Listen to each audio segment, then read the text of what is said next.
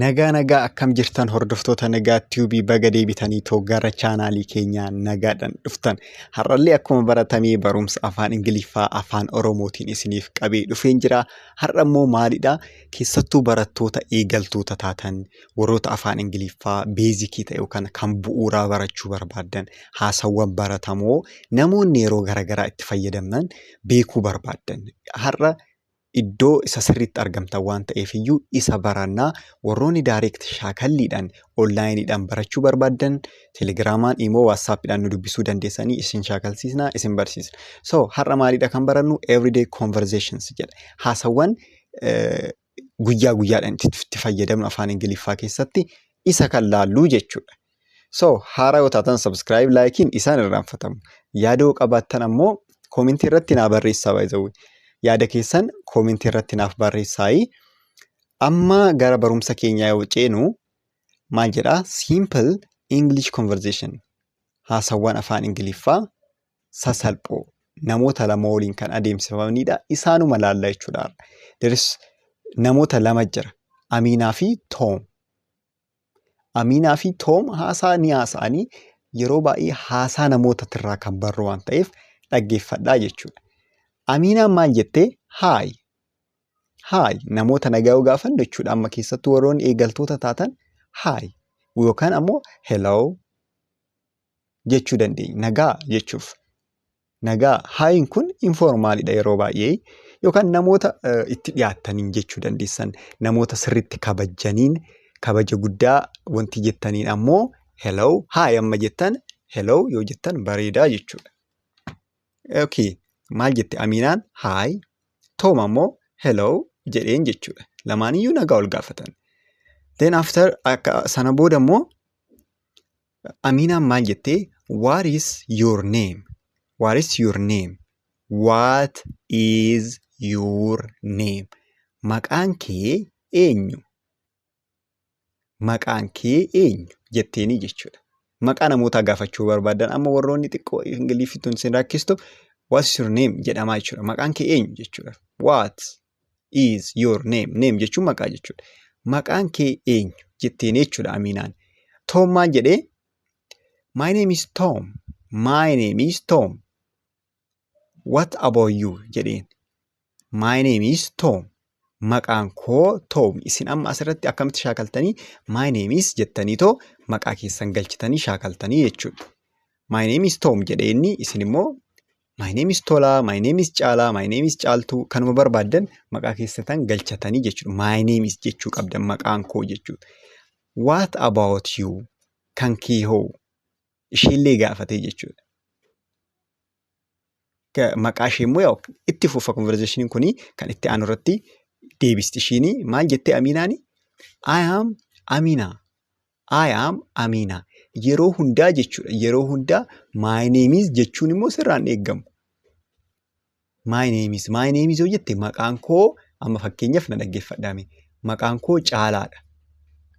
Maqaan koo Caalaadha jettanaa jennu. Yookaan ammoo ani Caalaadha. Lamaanuu maalidha? Waa'ee keessan ibsaa jirtan lamaan irrattuu jechuudha. Ani Caalaadha, maqaan koo Caalaadha. Dura maal jedhe Toom? My name is Tom jedhe.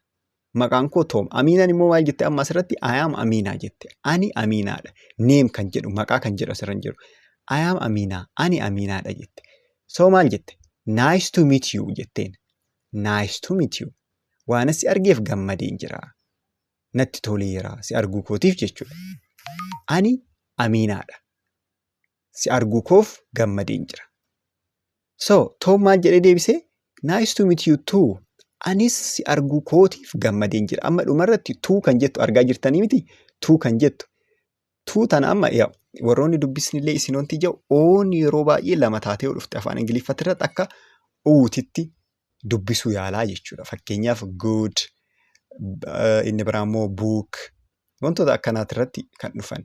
Kanaafiyyuu wantoota kana akkasitti hubadhaa jechuudha. Tuu yoo jette anis jechuudha. Baay'ee jechuudhas yeroo baay'ee isa itti dhufnaa baay'een dhiphatinaayi. Tuu jechuun anis si arguu kootiif gammadeen jira. Nice to meet you dha. Kan duratti illee Aminaan maal jetteen? Nice to meet you jetteen. Anillee waan asi argeef gammadeen jira jechuuf. Anis jechuuf immoo nice to meet you kan jedhu irratti tuu qofa itti dabaluudha jechuudha. Okay. Maal jedhanii itti fufan ammas? Where are you from jetteen Aminaan jechuudha. Where are you from? Where are you from? Where are you from? Eessaa dhufte? Where are you from? Where jechuun eessa jechuudha. Are you from? Dhufte eessaa dhufte jechuudhaaf jechuudha. Iddoo ati dhufte biyya si gaafachuu danda'a. Tom, I am from Canada jedheen. I am from Canada. Amma isin iddoo dhuftanii himachuu dandeessan. Amma biyya wayii jiraattanii fakkeenyaaf amma hordoftoonni kiyya kan biyya Dubaay jirtan irra caalaa achi jirtan jedhee yaada baay'inaanii Itoophiyaa irratti aansee hordoftoonni kiyya hordoftoota biyya Arabaa gara Dubaay gara Saawudii jirtanidha. Kanaafiyyuu namni tokko dhufee where are you from jedhee isin gaafachuu danda'a. Kanaaf I am from Dubai, I am from Ethiopia jechuu dandeessan. Namni tokko amma namni biyya san keessa osoo jiraattanuu waan tokko yoo isin gaafate I am from Ethiopia. Namni biraa biyya biraa jechuudha. I am from Ethiopia jechuu dandeessan. Biyyuma keessa jiraattan immoo namoonni akkanatti yoo wal gaafatan I am from Jimma, I am from Ambo wantoota akkanaatillee gochuu dandeessan. And you jechuun ati hoo jechuudha. Ati hoo and you Canadaadhaan dhufe ati hoo jedhee gaafate jechuudha Tom. Aminaan maal jettee I am from Ethiopia. I am from Ethiopia. Itoophiyaa irraan dhufe yookaan Itoophiyaadhaan dhufe. I am from Ethiopia. Aminaan I am from Ethiopia jettee jechuudha. Itoophiyaa irraan dhufe.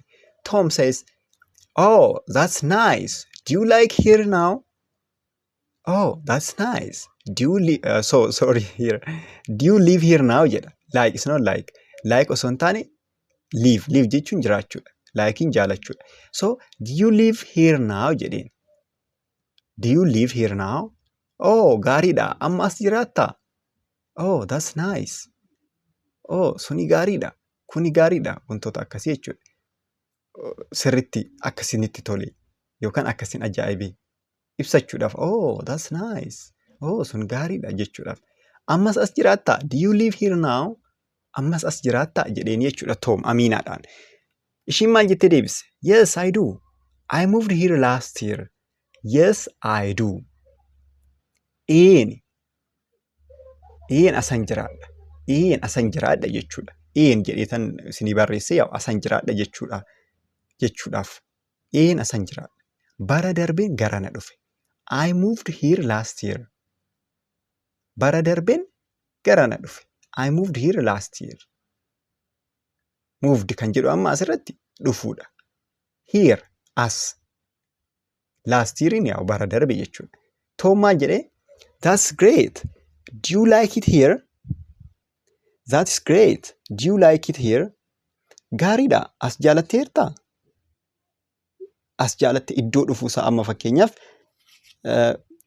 Dubaay keessatti wal argan akkam Dubaay jaalatteerta? As jaalatteerta jechuu barbaade gaariidha. As jaalattee jirta? That's great. Do you like it here? Jechuu danda'a jechuudha. Aminaan ammoo maal jettee? Yes, I like it. The people are friendly. Ni jaaladheen jira. Namoonni baay'ee namatti tolu. Friendly kan jedhaman namoota namatti tolan. Waliin haasoftan. Wantoota hundaa akka chaalenjii kan isinitti hin taane jechuudha. Tom maal jedhe? What do you do? What do you do? What do you do? Hojiin kee maali jechuudha. Yookaan maal hojjetta? Hojii kee gaafachuuf. Achi immoo Aminaan maal jettee? I am a student. How about you? I am a student. How about you? Jetteen Aminaan. Tom maal jedhe? I work in a bank. Dura I'm a student jechuun ani barataadha jechuudha. Ani barataadha. How about you? Ati hoo? Tomiin I work in a bank. I work in a bank. Ani baankii keessan hojjedha. Jedhe Tom. Itti aansee immoo Aminaan maal jettee?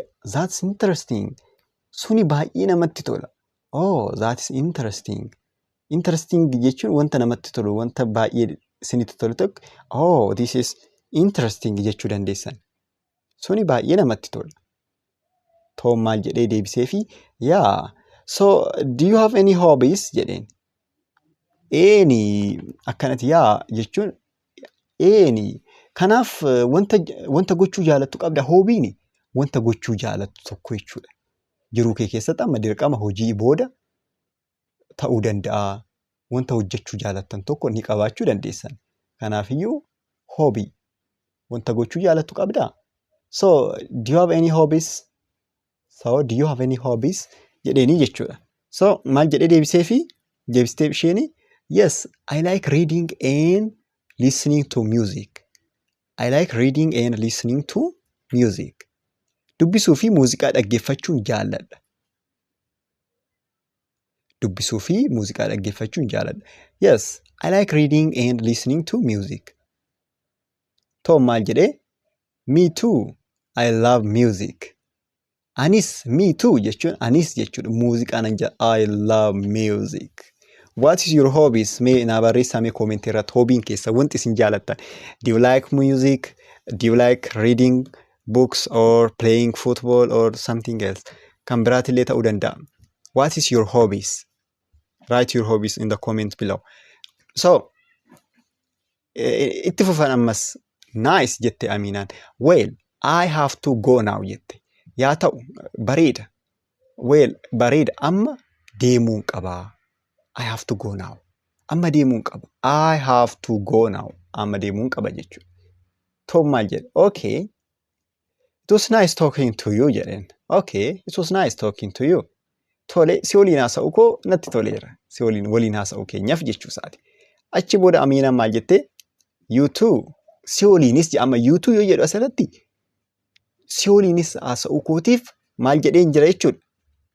Anillee natti tolee jira jechuu ibsuuf jechuudha. Maaliif inni si waliin haasa'u keetiif natti tolee jira waan jedheef jechuudha.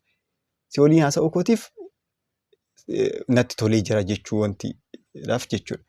Kanaaf asirratti Aminaan you too si waliin haasa'u kootiif natti tolee jira kan jedhu asirratti dabala.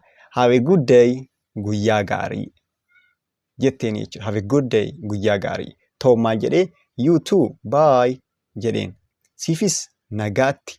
You too, siifis nagaatti kan jedhu. Kanaafiyyuu have a good day isiniin jedheen jira. Isiniifis nagaa ta'aa. Warroon onlineidhaan jalqabarraa dubbisni keessattuu isin rakkisu nu waliin barachuu dandeessanii. Lakkoofsa bilbilaa keenya nu dubbisaa. Yaada garuu koomentii irratti nuuf barreessaa. Viidiyoos like godhaa. Ammaaf nagaa nuuf ta'a.